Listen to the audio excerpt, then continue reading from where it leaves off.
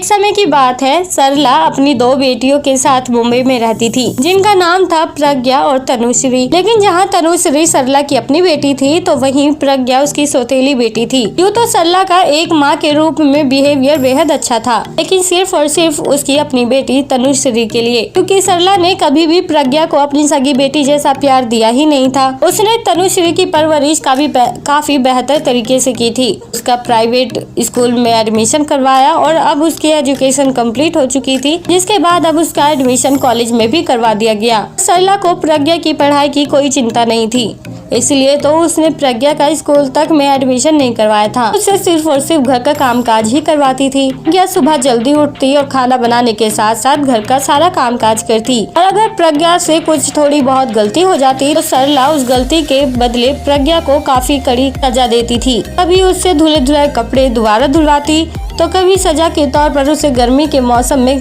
कड़ी धूप में बाहर खड़ा कर देती। पर बेचारी प्रज्ञा इन सब के खिलाफ एक शब्द तक नहीं बोलती थी। अब तनुश्री और प्रज्ञा दोनों ही काफी बड़ी हो चुकी थी और तनुश्री ने अपने लिए हमसफर भी ढूंढ लिया था।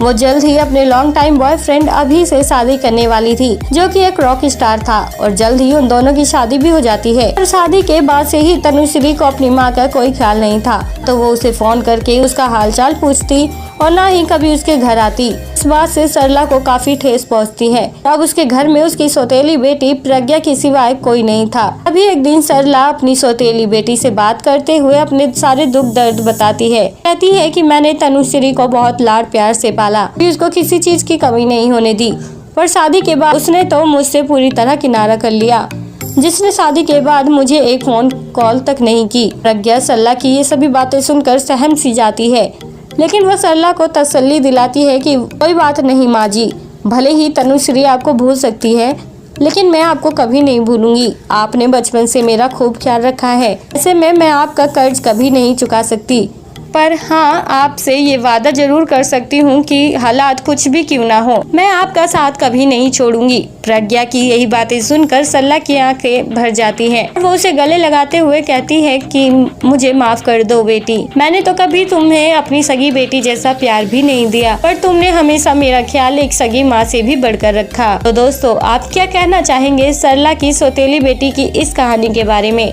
आप हमें कमेंट बॉक्स में कमेंट करके जरूर बताएं, और साथ ही ऐसी और रोमांचक कहानियाँ सुनने के लिए आप हमारे चैनल को सब्सक्राइब करना ना भूलें।